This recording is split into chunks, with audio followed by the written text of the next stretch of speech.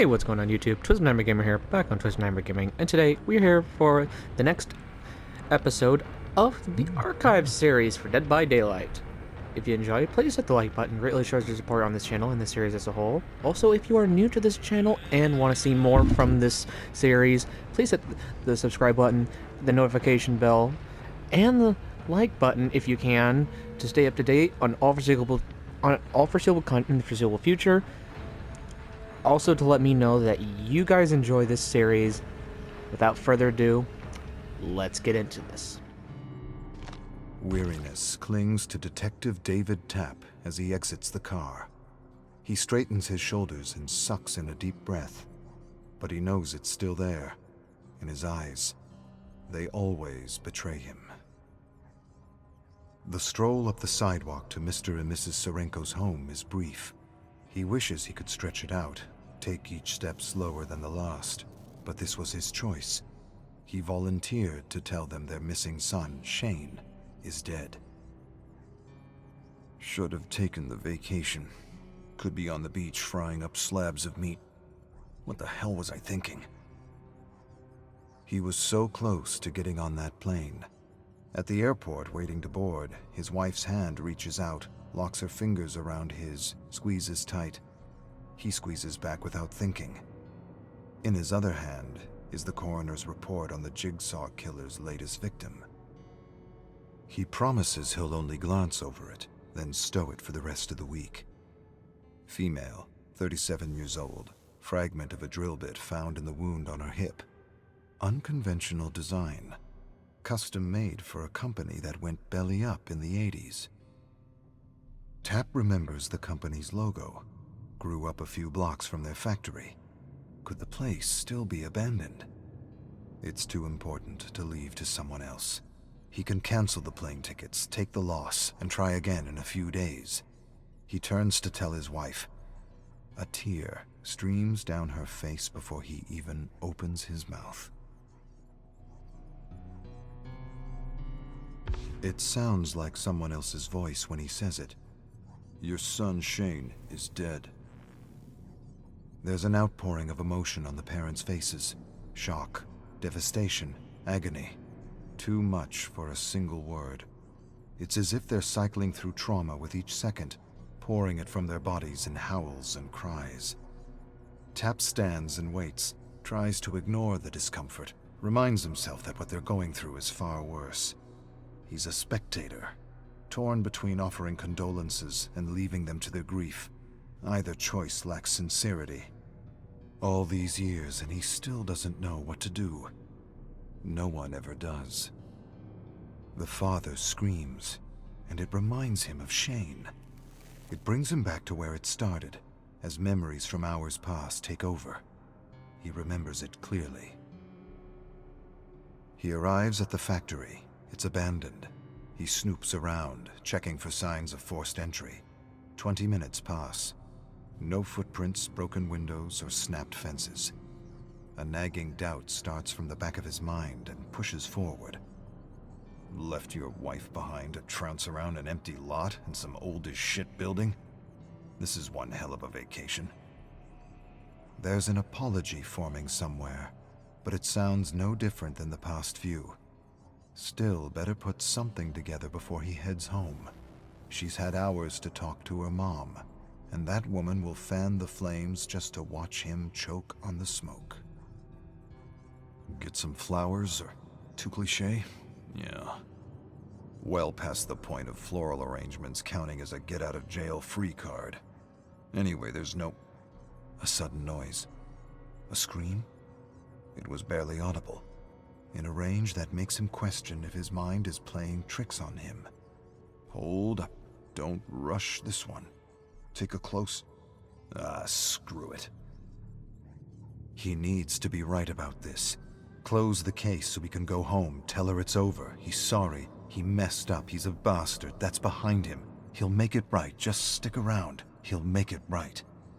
Shoulder up. He takes a running start and slams into a rickety door. Mrs. Serenko asks him to come in and talk over tea. He'd rather find a bar stool and a place to hang his head. somewhere where only a waitress will interrupt. He wants nothing more than to decline the invitation. Of course, anything I can do. I'm happy to stay and talk. He settles onto a dusty couch, letting his tea go cold on the side table, chai spice. Wife used to make it for him when they started dating. Didn't like it then either, but he'd drink it anyway. It made her happy. Maybe it made him happy too. Hearing the kettle whistle, sipping at a teacup, seemed like the kind of thing married people do. Can't remember when she stopped serving it. Shane's parents smile between tears as they recount stories of their son. Every now and then reality hits and one of them chokes up, excusing him or herself for a minute. Tapp moves his hand alongside his radio, hoping that a voice on the other end requests his help. Mrs. Serenko dabs her eyes as she recalls the last year of Shane's life. Such a gentle boy, that one. He was broken-hearted over his fiancée leaving. Wanted to make things right with her, but never really did. She just kind of got away. And he fell apart, dropped out of college, drifted day to day without a path to stand on. Never really recovered. Stopped living, I guess. Lost that sparkle. Tapp reacts with a consoling look, but inside, he's mentally recording the information for his report. Testing those who have given up on life. It fits Jigsaw's MO. Shane lost his will and abandoned his future. That's some kind of sin in this madman's book. The sick asshole strapped the poor kid into a trap to teach him a lesson. Discomfort being necessary to mend a broken heart. Could be. At this point, he knows Jigsaw better than he knows anyone. Shit. Anyone. He tries to rattle the thought from his head, finds some other memory to torture himself on. Mrs. Serenko's voice in the background decides for him. Shane. He had the chance to save him, and he blew it.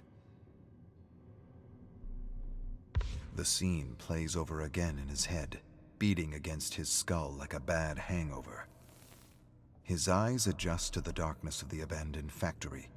Slivers of light pierce the gaps in the boarded-up windows. Stale air fills his lungs. He paces forward, moves between a row of shelves, looks to the floor, sees footprints in the thick dust. With a calm, steady movement, he unholsters his gun, stops, listens, waits to see if the intruder will give themselves away. Nothing but silence. Takes another step forward and... Metal screeches on the concrete floor. The shelf beside Tapp leans towards him, looming tall, heavy. Adrenaline takes over. Time appears to slow. For a millisecond, he intercepts a thought intended for his subconscious. Will she cry when they tell her I'm dead? Neurons fire for one singular purpose. Jump, shift weight, push off, extend arms, brace for impact. He hits the ground hard. A deafening crash echoes around him. He looks back to see the shelf collapsed where he was a split second ago, his gun pinned beneath it. Footsteps barrel along the floor. A cloaked figure flees into the shadows. Tapp jumps to his feet and gives chase. He sprints after the fleeing figure, trying to catch a glimpse beyond their cloak. He shouts to stop, knowing it's futile, but... Mr. Tapp? Officer? He's abruptly pulled from his thoughts. Mrs. Serenko patiently holds a photo out to him. He doesn't want to see it. He'd rather turn his attention to his tea, take a cold sip and stare at residue swimming along the bottom. He knows he can't. As much as the guilt rises in his throat like bile, he knows he has to play his role in this ritual. He takes the photo. A young Shane, dressed for prom, smiles at him, a bright, eager grin. But what Tapp sees quickly fades until all that's there is a murdered boy, pain and fear etched onto his face. Then he remembers. There was something else in Shane's eyes when he first saw him. Hope. The belief that maybe he would be saved. That one hurts most. Tapp chases the cloaked figure into a dimly lit room, electronic beeps ringing out as he enters. He stumbles, nearly freezing in shock at what's before him. A terrified young man stands 15 feet away, metal hooks piercing his back and arms, keeping him from moving. A jackhammer is propped in front of him, chained and locked to his neck and torso, its tip pointing into the left side of his chest. On the wall behind him is the picture of a heart, broken in two. A timer counts down, 45 seconds. Shane screams, stretching for a ring of keys dangling in front of him, hooks ripping at his back and arms. Blood trickles down his body. Tapp runs to him. "Hold on, kid. Breathe. Breathe. Don't move." Tapp grabs the key ring, picks a key at random, shoves it into the lock around Shane's neck, forces it. Nothing. Grabs another. Useless. Hands shake, looks at the timer. Another one. No luck. Footsteps patter along the concrete.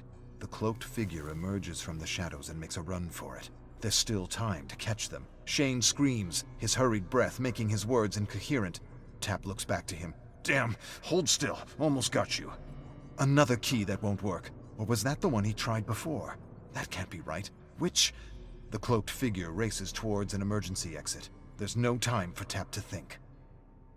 Tapp stands at the front door as Mrs. Serenko puts a hand on his shoulder, offering him a sad smile. She thanks him for being with Shane in his final moments, for providing what comfort and support he could. "I know that made a difference for him. Shane never did well with being alone." Tapp's mouth dries out, heart drops into his stomach. He tries to form a word, but only clears his throat. He nods and hopes that's enough. Pulling his jacket on, he turns, tries to find his footing as he paces away from the house, the walk longer than he remembers. He wants to shout, or collapse silently, maybe both. He reaches for his phone, scrolls to his wife's number. This was the routine. Call her.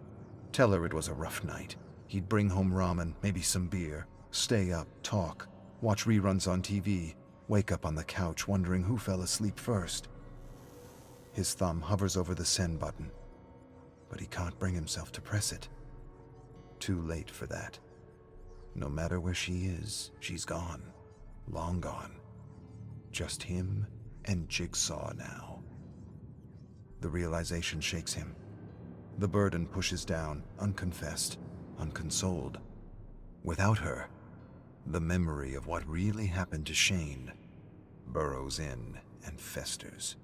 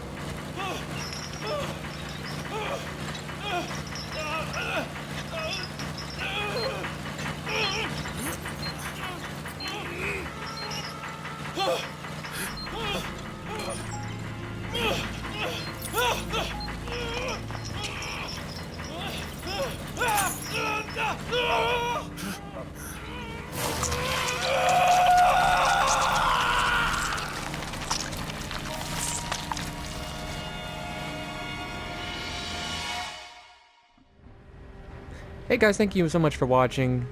If you enjoyed, like I said before in the beginning of the video, please hit that like button. It really does help me out in the long run, letting me know you guys actually enjoyed my content. Also, if you are new, please hit the subscribe button.